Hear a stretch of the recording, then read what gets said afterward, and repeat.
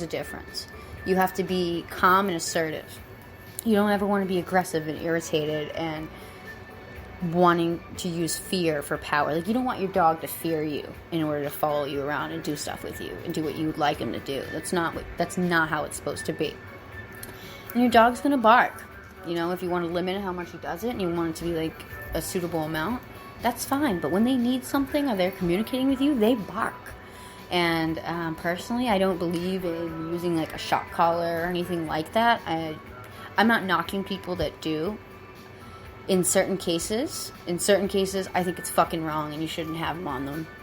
But in some, they're necessary and needed. Like, for example, if you live in like a huge farm area, or this is an example, a farm area, and there's coyotes everywhere, and your dog could potentially run off in the middle of, run off the property and get hit by a car on the other side of the road, or run off and get eaten by coyotes, and you have a shock collar to keep him on a certain area. Eventually, after a few times, the dog will be trained not to go to that certain area, and he wouldn't even be getting shocked anymore. That I understand in a way. I don't think it's right to shock your dog every time he's whining or crying or doing something that you don't like. There was a girl I used to be friends with. I'm not friends with her anymore. This is a huge reason why. She has a German Shepherd, and she didn't look up at all how to take care of him. I mean, doesn't take care of him the way you should at all. He's a very big puppy now, and he's forced to sit in a crate that's way too small for him. And he's in that crate for hours at a time, not taking on enough walks, not fed properly. I mean, he was peeing and pooping in his crate and crying and whining because he needed to go outside and wanted to get away from it, and she would just shock him every time.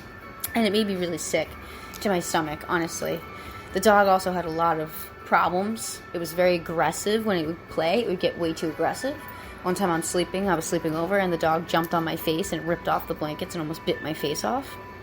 So, yeah, I could not be friends with somebody like that. No, I can't. I can't even associate with anyone that would hurt an animal. I don't give a fuck who they are. It's disgusting, and I feel horrible for that animal. I hope that that dog's being taken care of properly wherever it is, because that's just wrong.